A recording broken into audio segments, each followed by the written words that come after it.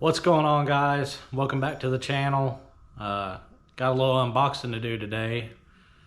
Just got home from work, if you can't tell, and my battery came in, the battery from AMPED Outdoors. So I'm gonna get this thing cracked open and maybe do a little bit of mocking up here on the kayak, and go over a couple of ideas I have for mounting the new battery, and maybe a couple of modifications I might do to the kayak as well. But you'll have to excuse my table.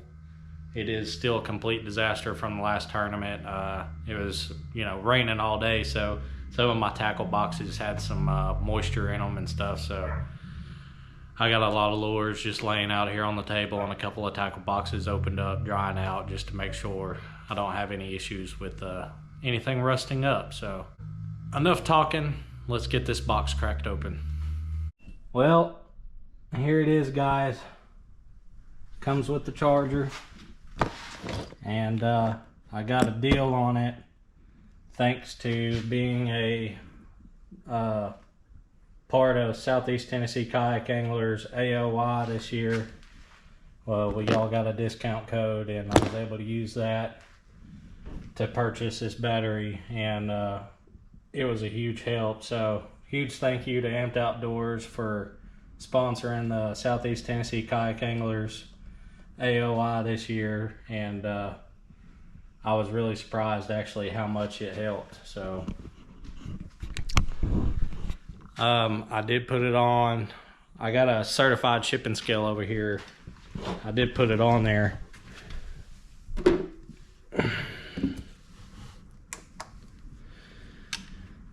And I can't remember what they have the weight listed as online, but it's dead on 28 pounds on this certified shipping scale. So it's definitely got a little weight to it.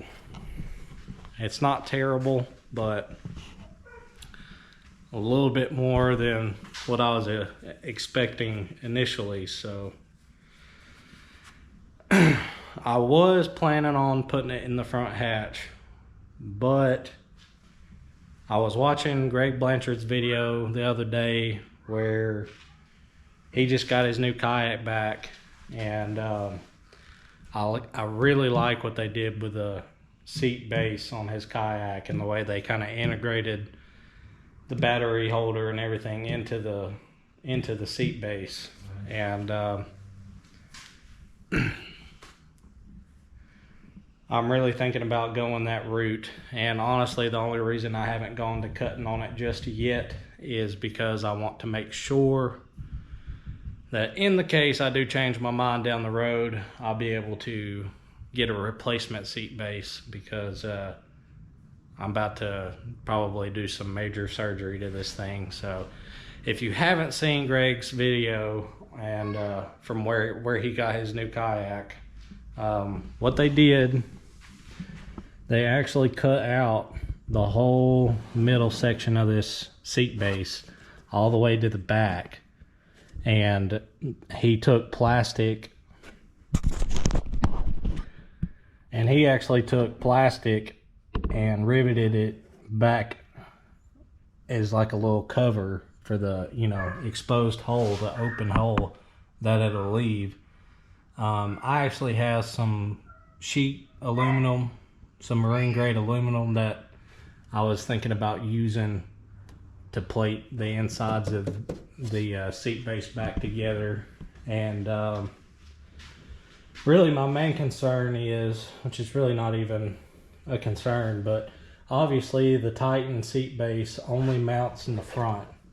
You only have these two locations where it's actually attached to the tracks. So if you cut the middle out of this thing, then there's nothing keeping this back from moving around. So that's where I'm thinking I might either drill 2 holes in the back of the seat frame and then put some of those little threaded eyelets you can get, just like what's in here from the factory, which I don't know, it looks like they might use some sort of epoxy or something, but I'm thinking maybe I can get just some threaded eyelets and that go in kind of like a rivet, and rivet those into the seat base, and then have add an additional mounting point to the seat in the back.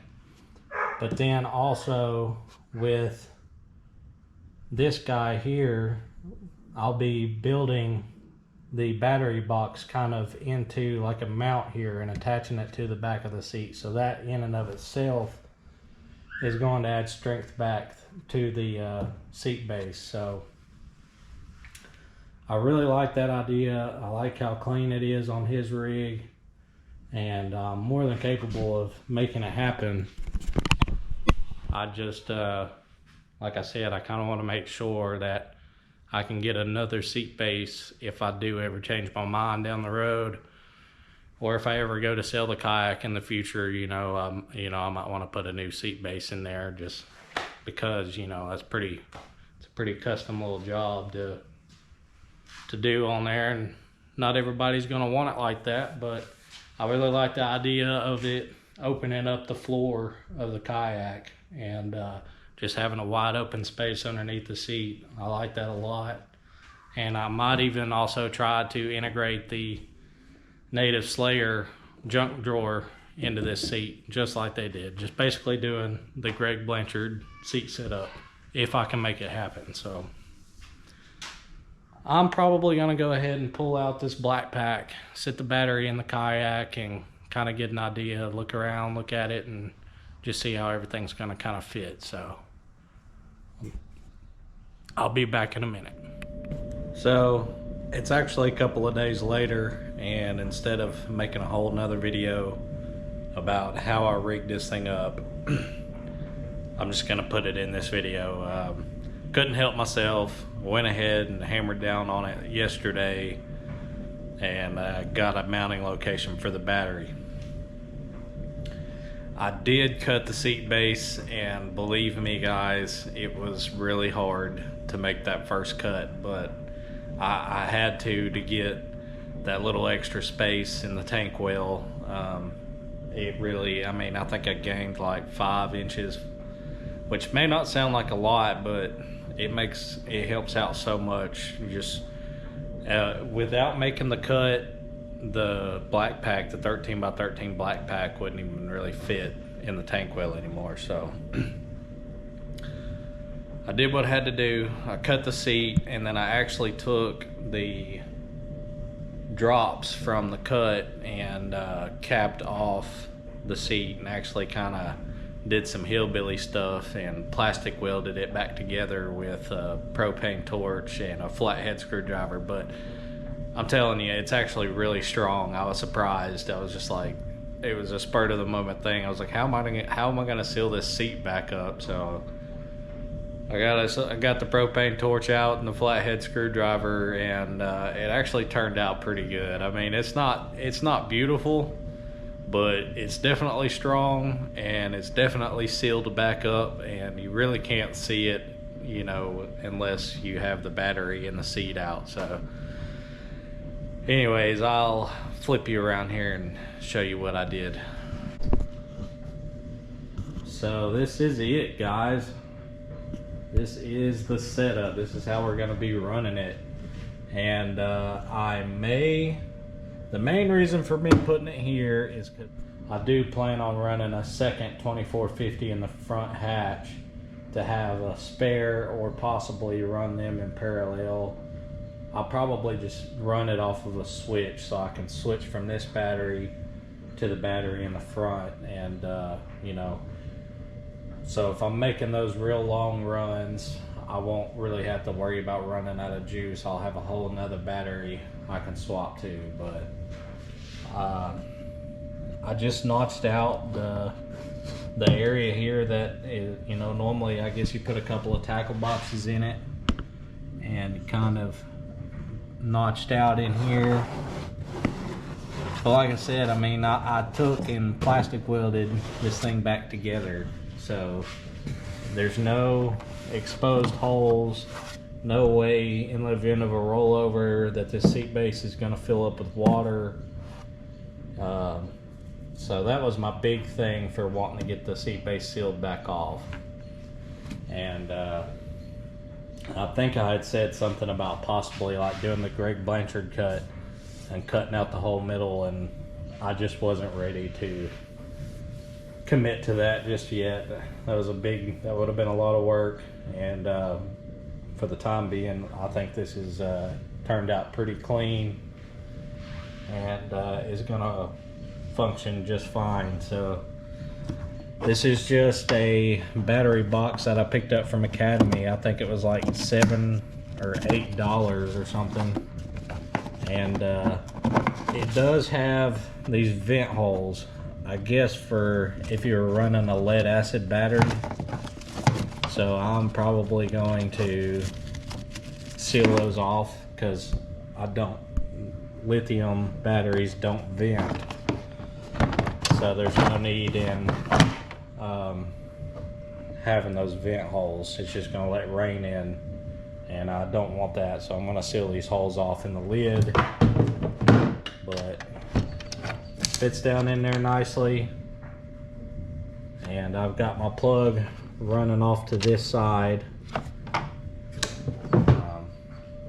I've got the strap right now just running around the sidekick and, you know, coming up around the seat. I'm probably gonna put another anchor point here and a tie down on the frame, and so I can run a strap across this way, or I may break down and drill something into the kayak to really secure it down. But with just the strap going around the sidekick and the seat base, it's very secure. I'm just thinking in the case of a rollover, obviously I want to make sure that it's going to stay put, which it will, but it's going to move a little bit, and I'd rather it be planted firm on the floor, because that's a 28-pound battery.